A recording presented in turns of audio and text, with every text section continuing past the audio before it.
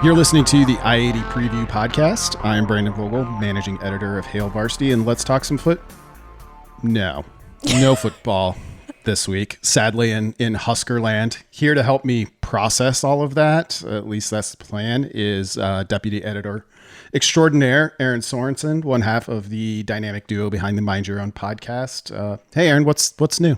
I apologize first and foremost for laughing prematurely at the football joke, because that is where my brain is at right now. I just gave it away. I sold it too soon, but I'm good as much as I can be.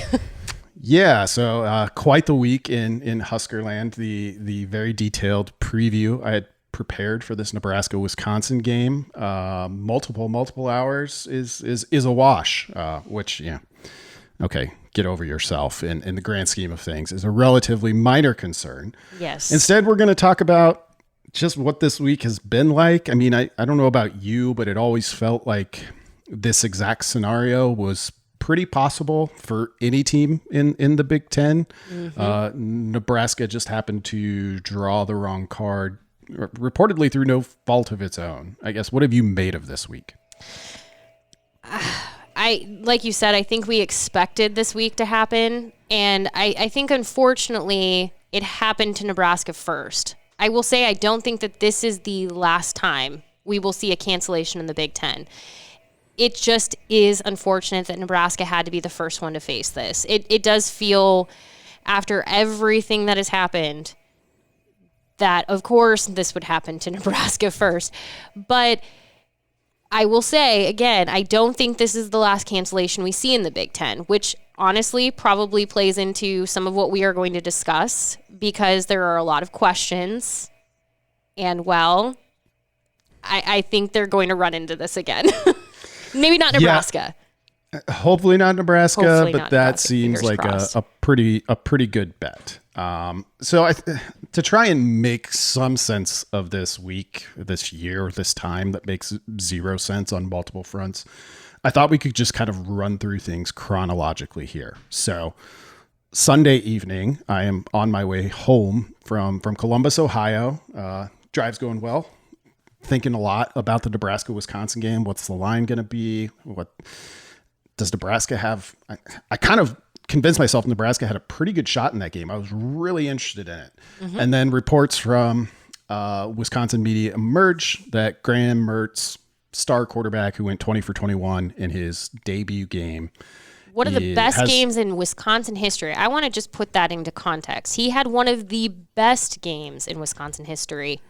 And that's not being clever or cute. That is legitimately correct information. He went 20 for 21. Justin Fields went 20 for 21 against Nebraska. And as Scott Frost said in his Monday press conference back when we thought we were still playing football this week, it's tough to get much better than that. That was Graham Mertz. I guess, what was your immediate reaction upon seeing those reports emerge? My first reaction was, this isn't it. And I remember when I did say that, because I said that to mostly our group. So for anyone who's ever wondering how conversations happen within the Hail Varsity bubble, we have a Slack channel. We're often just talking about things off the cuff. And when the news broke, my immediate reaction was, how can only Graham Mertz be the one to test positive, but no one else? Because James Franklin, Penn State's head coach, commented on this last spring. He wanted to know, if you have a quarterback room, how can you have them all in a meeting together? Because if one of them tests positive for COVID-19, wouldn't they all technically have the opportunity to test positive for COVID-19, because they are going to be around each other in tight quarters? And I just kept thinking, there's no way he's it. And, well, he was not it. He was not. You think about the quarterback room, that might be one where you're the best off. I mean, a team might carry 5 quarterbacks. Offensive linemen, you've got 22 of those guys. It's just, it's so hard once you have one. And that's kind of what we saw unfold. So a day, maybe 2 days later, the exact timeline is sort of muddled in my mind, but Chase Wolf, the backup to Graham Mertz, who Graham Mertz was the backup to last year's starter, Jake Cohn, who had leg surgery earlier this year. So they were already down to 2. Quarterback number 3 is out. At that point, you're starting to think, okay, the scenario that you just described, like once somebody has it, how do you try and contain this, seems to be unfolding in Madison, Wisconsin. And it's putting everybody on edge a little bit. It certainly did. I mean, to be clear, Wisconsin was not going to report this, and they still haven't technically. This is very technical, but for somebody who's maybe into like the whole journalism thing, technically Wisconsin hasn't confirmed that certain individuals have or had tested positive for COVID-19. They just have given a number at this point because they don't want to talk about who those individuals are. They don't want, I mean, there's also potentially HIPAA violations. There's all kinds of stuff wrapped up into this. But that was the thing, is how people knew that it wasn't just Graham Mertz is they noticed that Chase Wolf wasn't at practice. And that is what started to tip off the belief system that something's not right, because now you don't have Graham Mertz at practice. Chase Wolf is conveniently not at practice. That raises eyebrows. Somebody just doesn't conveniently have a dentist appointment during practice the week of Nebraska. No, they typically do not.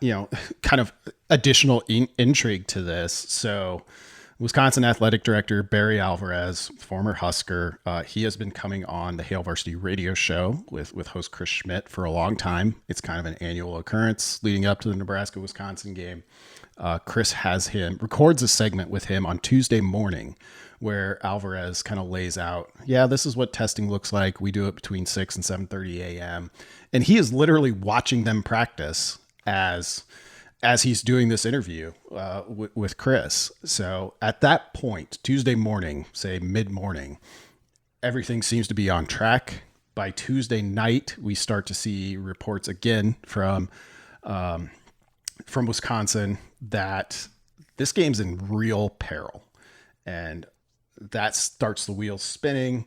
We kind of put out our story saying, hey, this is out there, trying to track it down and confirm those things on our end. But nobody's really saying anything from a Nebraska perspective because they don't know. They're practicing. They're like, we're ready to play. I mean, we even have Zach Duvall still tweeting like gifs of pounding guys' heads in because that's all he's ready for. So that was the Nebraska side of things, was just prepare at all costs.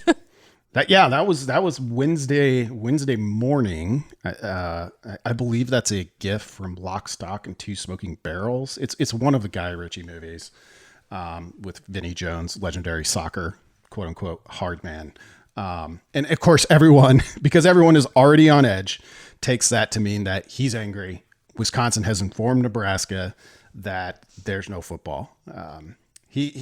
Duvall walks that back a little bit, but I think within the hour we get the announcement. Yes, Wisconsin is pausing team activities.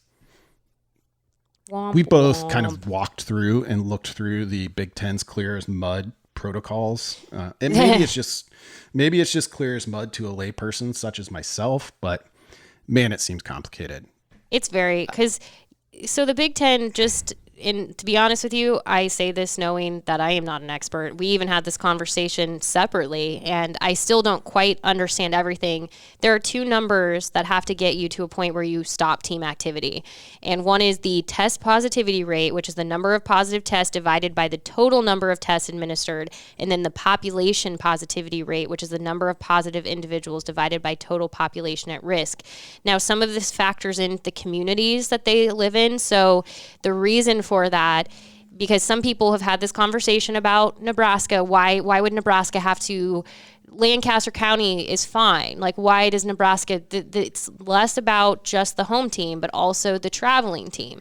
So Dane County, where the University of Wisconsin is located, Madison is located, is having a very significant spike right now, and that is a concern for some individuals. It has to be because, would you want them coming to Nebraska, coming from Dane? Does Lancaster County want Dane County coming to Lincoln?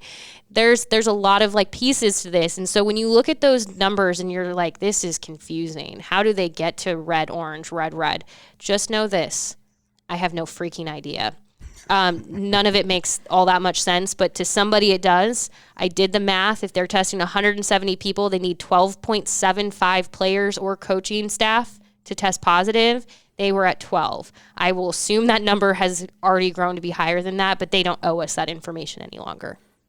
Yeah, so as you mentioned, the Big Ten put out the color coding. Green's good. It's where you want to be. Orange, getting a little dicey. Red, you're in trouble. And there are two prongs to that. But the key point here is, like, once you get to that second tier, the orange, the official Big Ten release on this says, they would recommend schools consider, should we proceed? And it's kind of left up to their discretion. That's essentially what happened here. Wisconsin, Barry Alvarez said they want to get their arms around it, quote unquote. Which is quite, don't put your arms around anyone with COVID-19. That is not the way to stop that spread. But also, it was just, unfortunately, it would have been just easier if Wisconsin had hit red right away, because then it forces their hand on it. The fact that there was any level of decision-making on Wisconsin's end has just essentially dropped. I used this analogy in a different context earlier with Brandon, but it's just like taking a match and dropping it into gasoline. That has been this week. Oh, you thought there were some kind of residual Nebraska Big Ten conspiracy theories out there?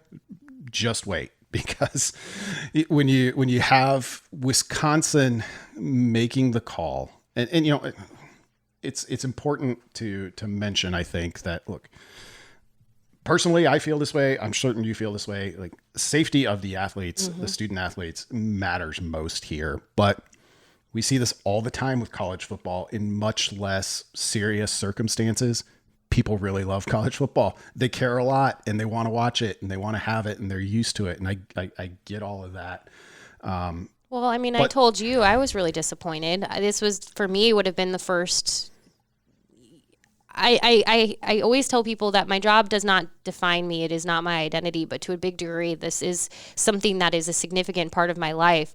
And to sit in a press box, even in the most weird conditions, several chairs away from people and whatever other things have been put into place, no chili and cinnamon rolls or breakfast pizza. I get it.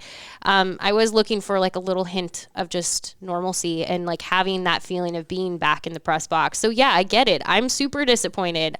I was really looking forward to it. Yeah, and I was not going to be in the press box for this game. I was really looking forward to it just because I thought it was an excellent football game. It was a really high leverage opportunity for Nebraska. If they're going to get where they want to go, they've got to start beating Wisconsin. And even though Wisconsin came out and pasted Illinois and Graham Mertz looked awesome, I thought they had a really good chance. And that was before any news of players potentially being out had come out.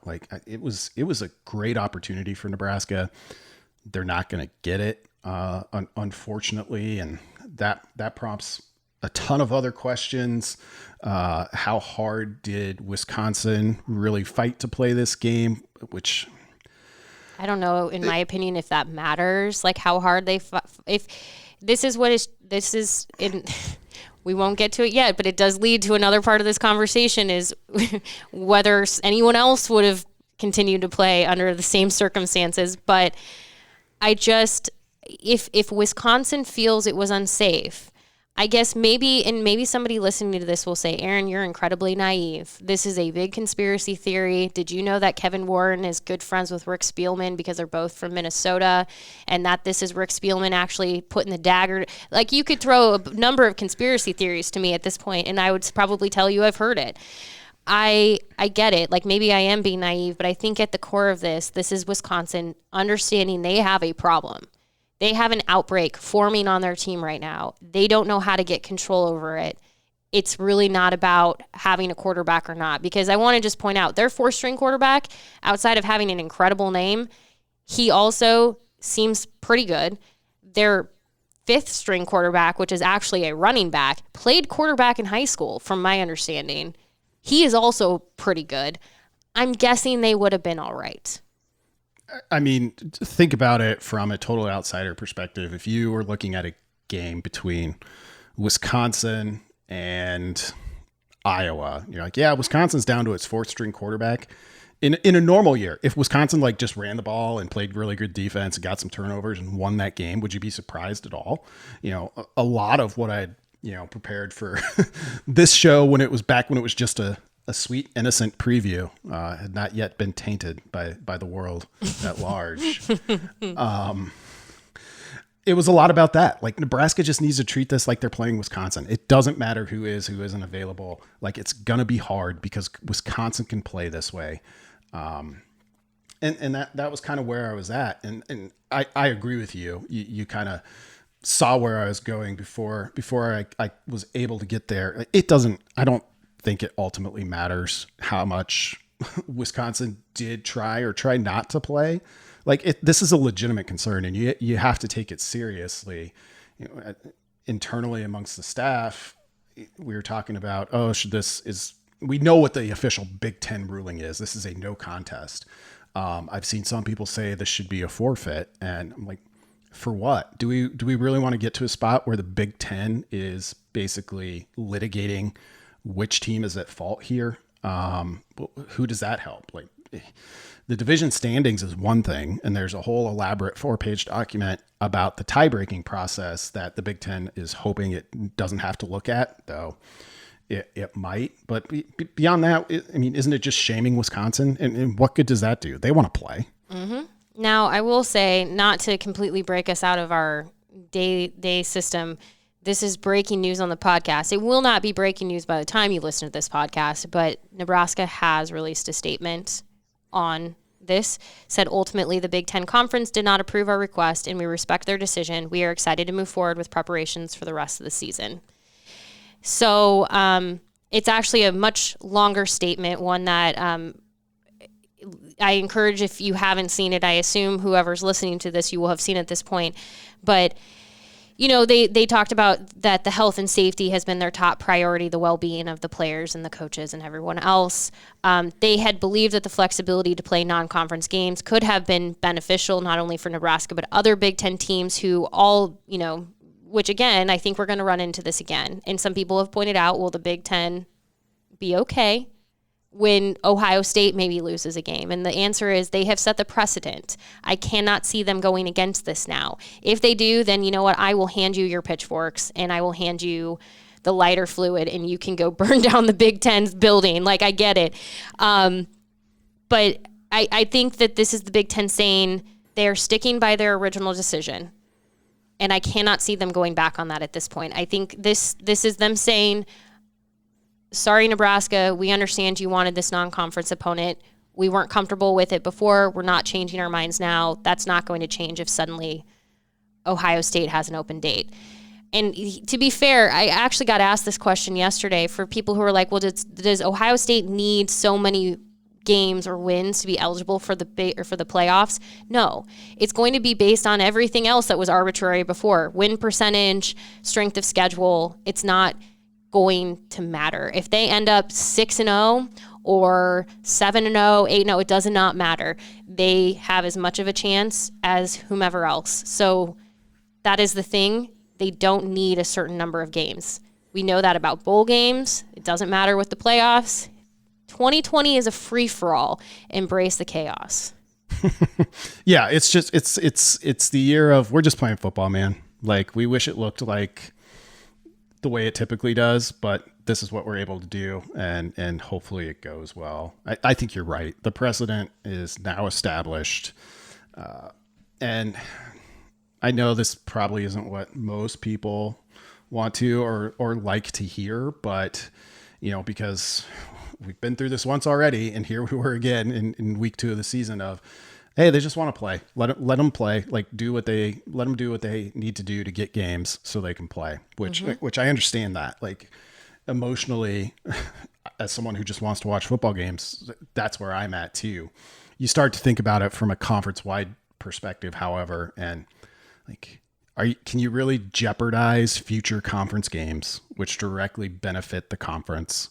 And I know it's hard to have that collective spirit, go Big Ten, if you're Nebraska right now, given the way things have gone. But those are the must-haves, like being able to play a team as a makeup game to have another game has a lot of benefits.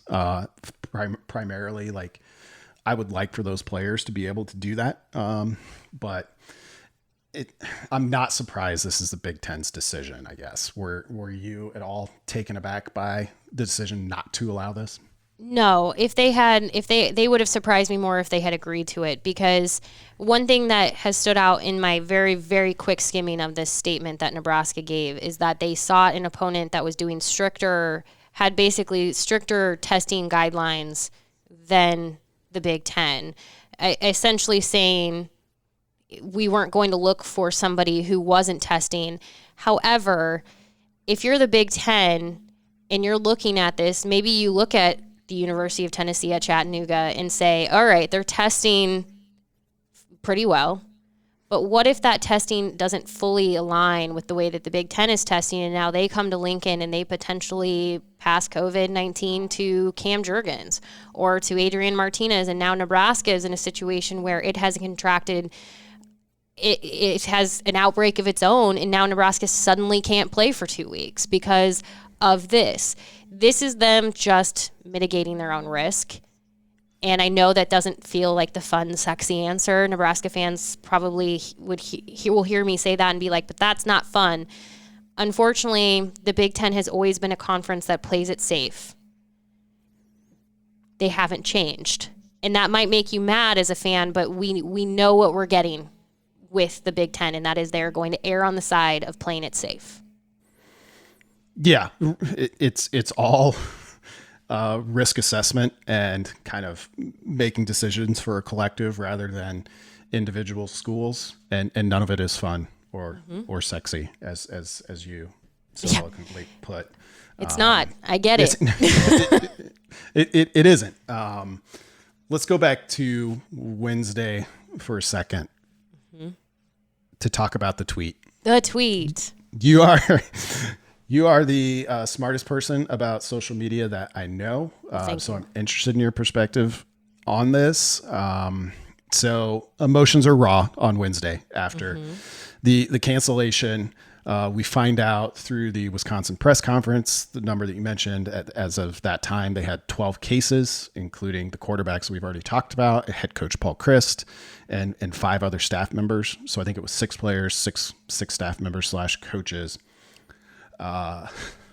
Wednesday night, Husker Sports account, the Husker Sports Network account, tweets out a sponsored poll asking if Nebraska only had 6 players and 6 coaches out, and this is paraphrased, but if Nebraska only had those numbers, would it play this weekend? And it does not go well. No. And it is a sponsored tweet as well. There's 2 ats of good old Runza in there. So I'm like, my initial reaction was poor Runza.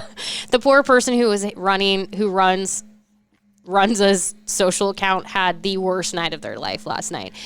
Husker Sports Network did as well, but I'm just saying Runza was the innocent bystander here who got looped into a very unfortunate ordeal.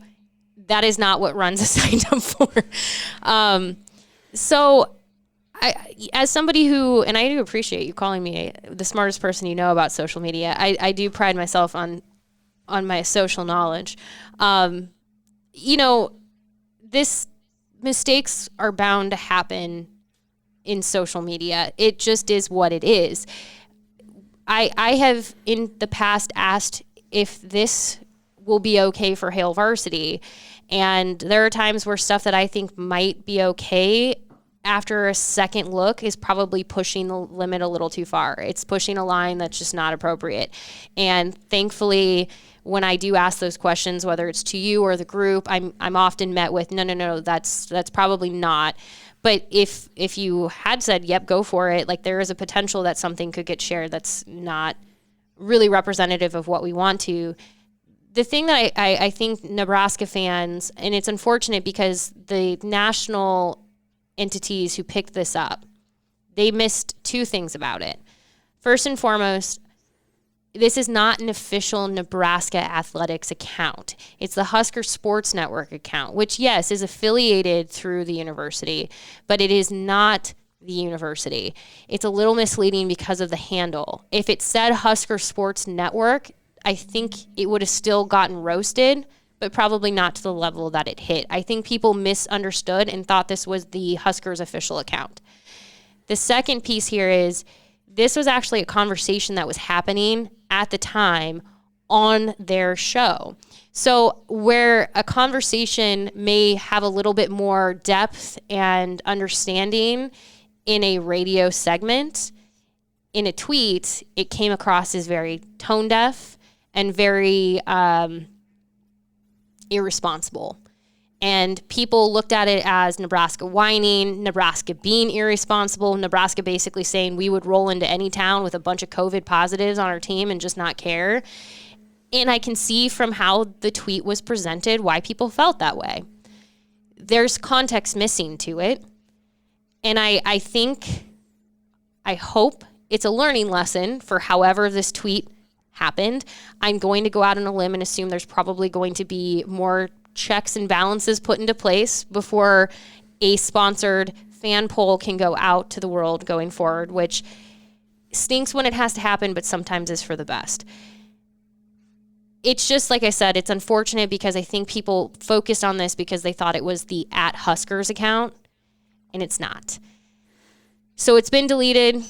The screenshots are still out there to the world. People are sharing them left and right, but it has definitely only ignited the tension and the divisional line between Nebraska and its supporters and the national media and people who are not Nebraska supporters. There's a definitive line, and people are just now, I can understand why Nebraska fans feel slighted because what's happening over here feels really unfair, but I can see why people over here are talking about Nebraska because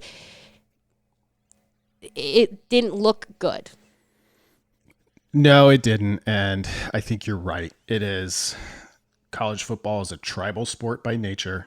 That's a good way of putting it. Tribalism was highlighted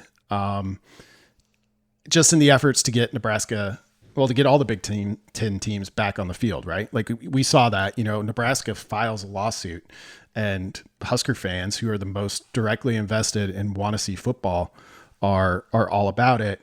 Nationally, and I'm not even talking about like Desmond Howard, Michael Wilbon, that whole thing. Like we're past that. Just kind of the more even keeled, I guess, or general national viewer is kind of like, man, this looks kind of crazy from the outside. Other Big Ten programs, like their fans, like individuals who, like, I think it's really easy when we talk about like the national scope. It is easy to go to like the Desmond Howard, I'm like blanking on people's names, but those who wrote columns that really ticked off Nebraska fans. Like, we're not even talking about that. Just like general fans of other programs in the Big Ten are kind of looking at Nebraska right now like, what is happening over here? Yeah. And that was the problem. Like, as you kind of laid out, the tweet we're talking about now from this week, it isn't from any official Husker account, but because you already had that history and because people were already feeling that way, it was like, see, here's more evidence. These people are crazy. What is going on there? And to be clear, like it was not a good tweet. Like that's not, I understand people were talking about it. But that's, you can't go there with that. I guess the most, like the question I'm most interested in there, and I'm interested in what you think is, what do you like? How long is the tail on this reputation, deserved or undeserved? And that's always going to be a matter of perspective. How long is the tail on this reputation that Nebraska has developed in 2020? Do you think it does any long-term damage, I guess, to the program? Oh, honestly, I think the only way Nebraska fixes this reputation at this point is this program has to figure out how to win. You can do and say and act and be however you want when you're winning. People, I mean, we use him as an example a lot, but the reason Nick Saban gets away with a lot of the things that he does and the way he runs his program is because his program wins. So if he doesn't feel like talking to the media, or he doesn't feel like explaining things, or if he doesn't feel like doing something, you're like, well, that stinks, but you know what? At least he's winning. Got a winning program over there. What else can we say? What can we do? Nebraska solves a lot of its problems once it starts winning. Now, I understand when you don't have a game, you can't win the game. And so I get it. It kind of is like counterintuitive to what needs to happen. I think Nebraska also has to find its way where, yes, you don't have to just sit back and expect the Big Ten or other schools to walk all over you all the time. You are allowed to speak up. I think we saw, especially with Ohio State, how much they appreciated Nebraska going out on a limb to fight for football. I think you do see those relationships, but at some point, Nebraska is also going to have to learn when not to step over that line. When do we just take a step back for a second and say, we want this thing, but maybe this isn't the battle we fight today. We fought this battle, but maybe this is the one where we need to just step back and say, it really sucks that this happened, but we're going to just take it easy. Well, not take it easy. I don't mean still move forward for your next opponent, but that's the challenge here is you can go two ways with it. Is Nebraska suddenly now going against what it had done earlier? If they suddenly say, that's fine, we can't play, we're not going to fight it. But at the same time, would the outlook have been better on the program if they would have just said, it sucks, but we're gonna just call it a wash and get ready for Northwestern? I'm hesitating, and I want to be clear. Some of you might want to yell at me on Twitter, and that's okay.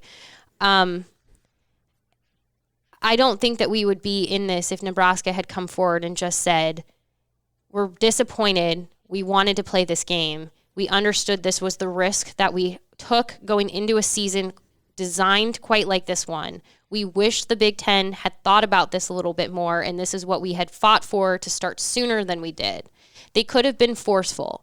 They could have put it to the Big Ten a little bit, but I think by going out and trying to find an opponent, it has just stoked the flames. And I'm just now watching more people say Nebraska needs to get out of the Big Ten.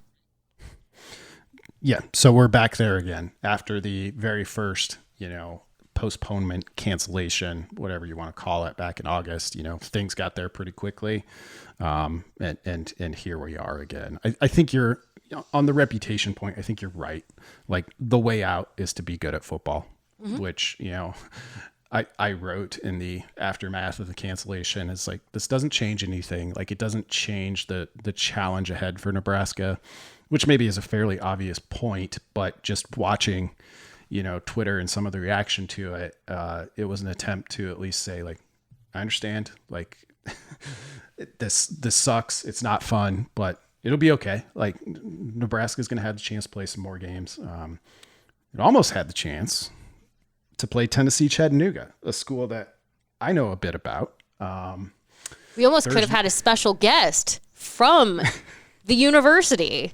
We almost could have. UTC provides my health insurance. You are not employed by UTC, though. I am not. My wife, Christina, is an associate professor of painting and drawing there. So that was, you and I were on the phone Thursday morning, kind of getting set for the day, saying, all right, do you think they're really pursuing anything here? What could happen? Who would they even play? And I was like, well, I know Chattanooga's available, jokingly. That was really weird. UTC played a week ago their one game as an FCS school that they had scheduled for the fall, lost a tough one to Western Kentucky. And yeah, I was just spitballing. And then the UTC years lasted about 15 minutes. May that time be thought of fondly. It was an exciting time here in Chattanooga. I can tell you, boots on the ground. So. I'm just imagining people storming through the streets in excitement. We're going to Nebraska. Yeah. That, as we kind of already, we spoiled the stunning conclusion to this whole timeline. Oh, no, obviously. We didn't. We still have, to the timeline. I thought you were talking about the ending of it. We haven't spoiled that. Okay. No, the crescendo is about to begin building. The stunning finale.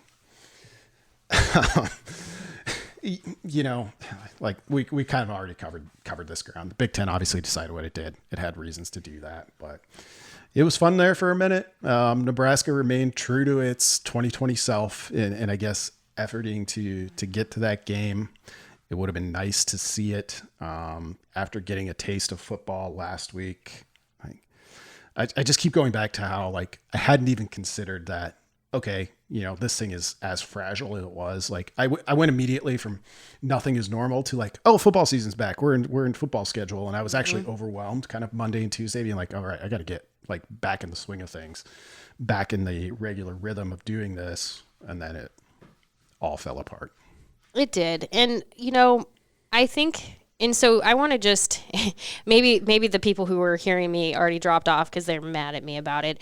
I want to be clear about something. I'm not slighting Nebraska for trying. I don't necessarily think that was a bad thing. I'm just saying that I think that there might have been a way to kind of stick it a little bit to the Big Ten without necessarily having to go down this path of seeking another opponent, knowing that this was probably going to be the decision that was made.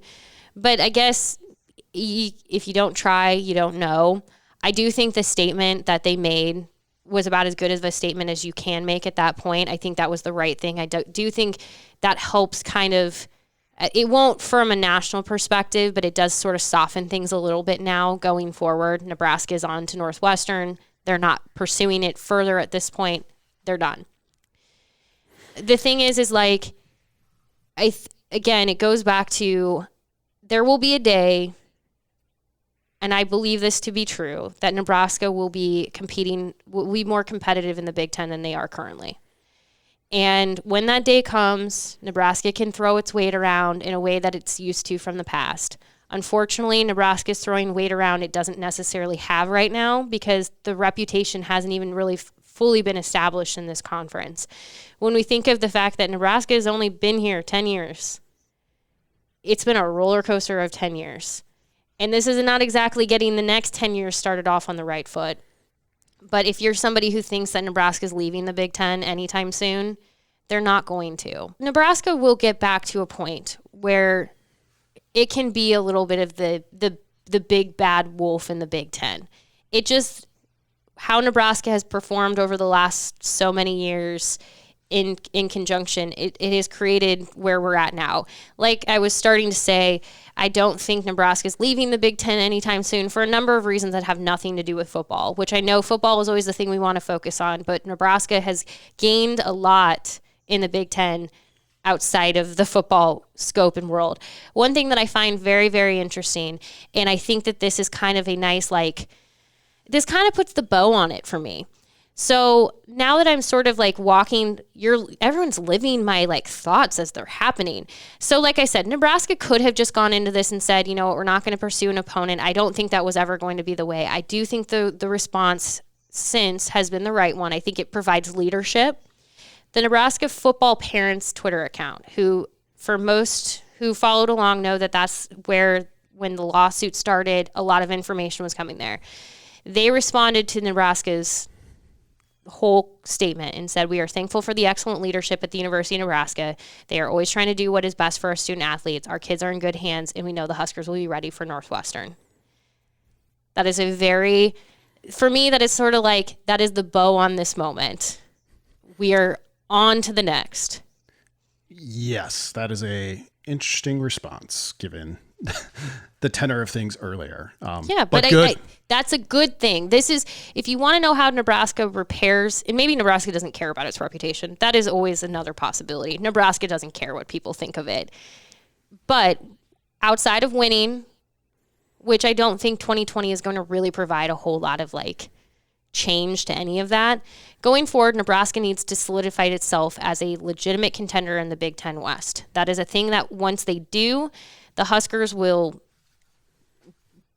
be able to fix that reputation a little bit. In the meantime, responses like that show understanding.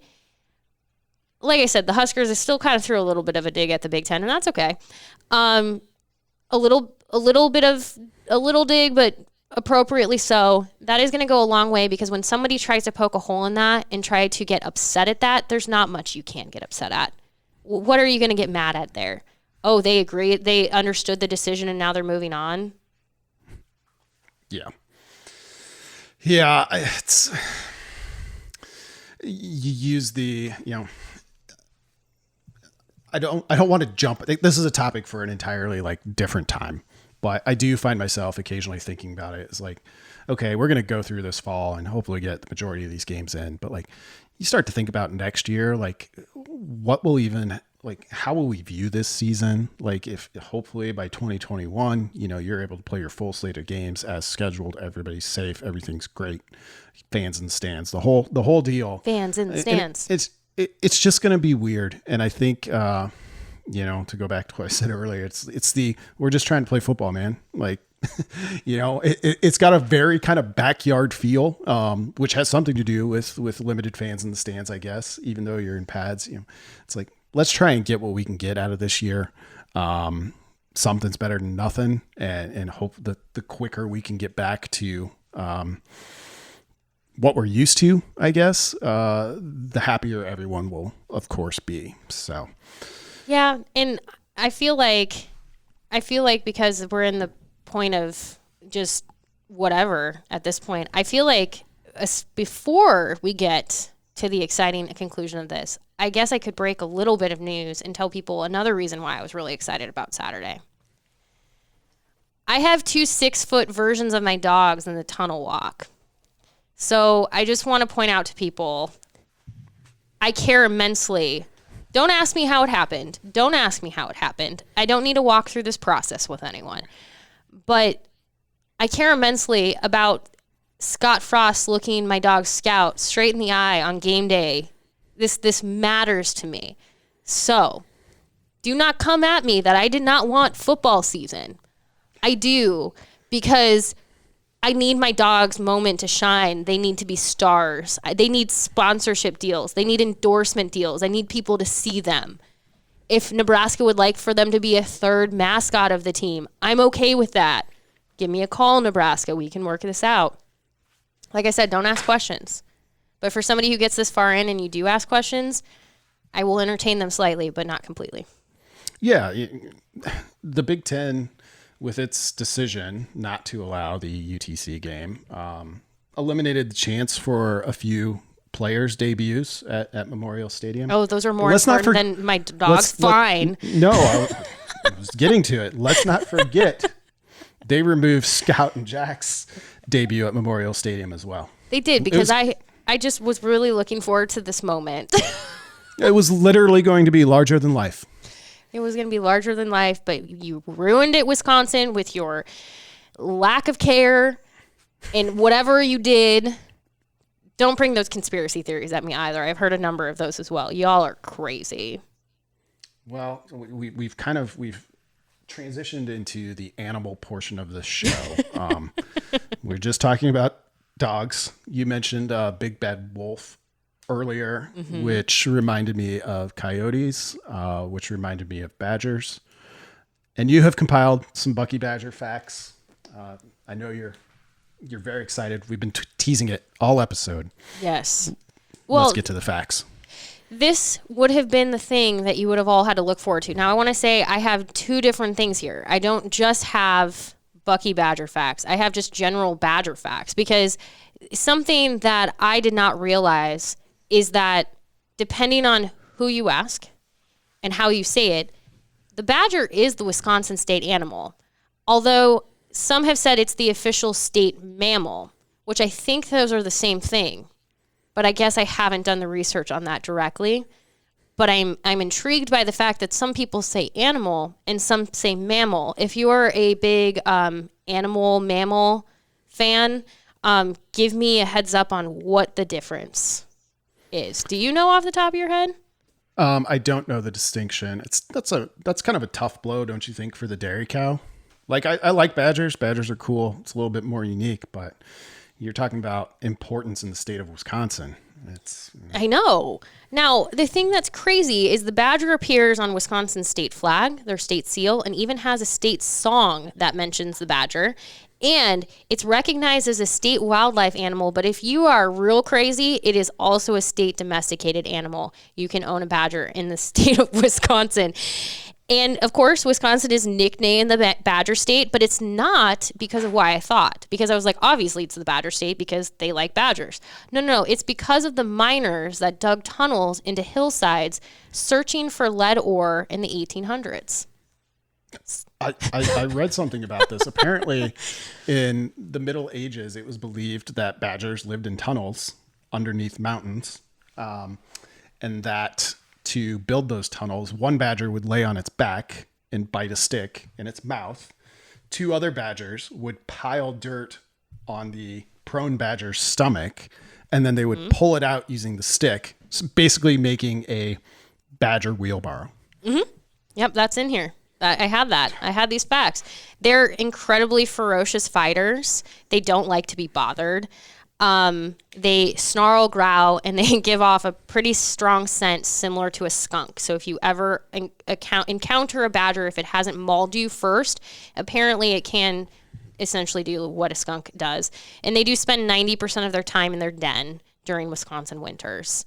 So that is not to be confused with Bucky badger facts, because I was like, I can't just tell you about the Wisconsin state animal that you would have had the ability to see play out in front of everyone. No. Bucky badger. I told you this already, but Pat doesn't know. Pat, by the way, is our producer who is sitting in the room so patiently through all of this. Buckle up, Pat, for what you're about to hear. Do you know what Bucky badger's full name is? No, I didn't even know it was Bucky. I mean, it doesn't feel like it should be Bucky, but it is Bucky. His full name is Buckingham U. Bucky Badger. Wow. Buckingham. His full name is Buckingham. That's right. I have never liked a mascot more than this moment that I have found out his freaking name is Buckingham. I'm so mad at Wisconsin now that I have this information, and I could have finally met Buckingham, because I want to point out, stupid Buckingham, at Big Ten Media Days, I'm always like really excited to meet the mascots, because the Big Ten does have some good non-live mascots. Like Brutus at Ohio State is a good mascot. Not Purdue Pete. Testudo. Testudo. He has a raincoat and a rain hat, and it's the most amazing thing. But Bucky Badger, Mr. Buckingham the jerk, doesn't ever come and say hi. He just kind of does. He basically does what badgers do. He does not want to be bothered. I mean, you have to kind of assume with a mascot whose name is Buckingham, who wears a turtleneck, that he might be a little bit aloof. I think that's reasonable. He does wear a turtleneck. And I mean, here's the crazy thing about him. And now I can't like throw too much shade, because Nebraska, if you've ever looked at what the Cornhusker looked like before it became Herbie, it was literally a man in like a green suit with a corn head on top.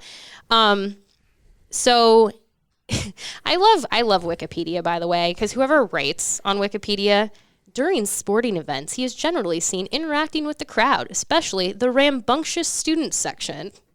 For example, during football games, Bucky often directs the sections N, O, and P to dance along with the band.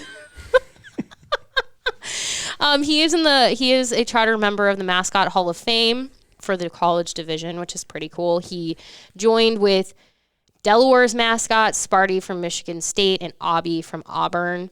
Makes a lot of sense. An actual badger, however, was used for the first few football games in 1940. Before they decided that was a bad idea and retired it to the Henry Villas Zoo in the area. So he does wear a turtleneck. I love it. He's always worn a turtleneck. Even in 1965, he had a more solid sweater, but he still had the like turtleneck around his head.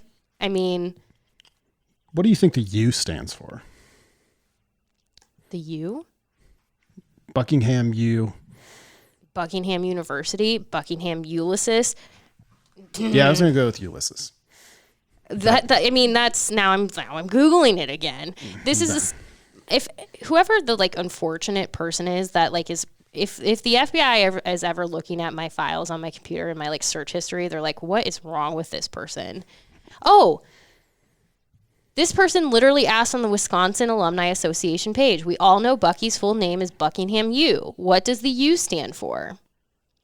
When your favorite mascot has such a profound moniker. Now, this is... I can't even begin to explain. Anyone listening to this is this has gone off the rails. It's about to go off way further off the rails. I need you to understand who answered this question on the official Wisconsin Alumni Association page. Abraham Lincoln. I'm not kidding. When your favorite mascot has such a profound moniker, it may be a surprise to learn the U doesn't stand for anything. With the news that Bucky's creator, William Bill Sash, died last month at the age of 85, came a reminder about another little-known element of Bucky's naming history. The 1949 contest to name the mascot was rigged. It was rigged. As Sash once told the Wisconsin State Journal, we knew we wanted the name Bucky, but the contest entries weren't hitting the mark. He told fraternity members that an entry with the name Bucky in it would win. So basically, they knew they wanted it to be Bucky. They saw somebody do it. They saw somebody write it in, and they rigged the system in 1949, excuse me. And then apparently felt like giving him the name Buckingham U. Well, that's a perfect segue because I just wanted to do another quick 45 minutes on rigged elections. Do you need to take a break? Oh my God. If you really want to make everybody mad, let's roll.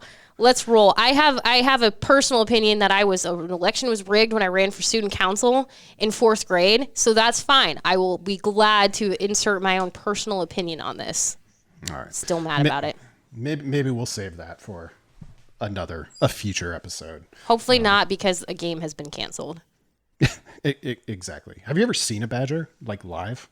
No. And I'm kind of slightly terrified. They're really cool looking. Their faces are really cool. I've seen them in Colorado occasionally, since I grew up all the way out there, still in Nebraska, but pretty close to Colorado. I just had a moment where I was like, why would you have seen them in Colorado? You grew up in the Panhandle. That's right. Yeah, then Wisconsin plays Colorado sometimes, so you see them there sometimes too. Every so often. Oh, that's right. People did mention it when we went to Colorado. Wow. Yeah. I feel cheated. Yeah. Did you come across the Wikipedia factoid that coyotes and badgers sometimes hunt together? No. Yeah. There are YouTube videos. I would urge you to check it out. There's a spirit of cooperation there, which is going to change for me forever if Wisconsin football ever plays South Dakota. I'm going to be like, here it is. Here it is. Friends. What do they do? So. Yeah, if they don't just actually join up as a team and then come down to Lincoln and just charge at Nebraska, it will not have been. It won't be real. Well, how about this? Since coyotes like to help badgers out, why doesn't Nebraska just play South Dakota this week? We've hit it. We have hit the peak pinnacle moment of this entire podcast. If you are still with us, you need to tweet at South Dakota. Don't tell them why.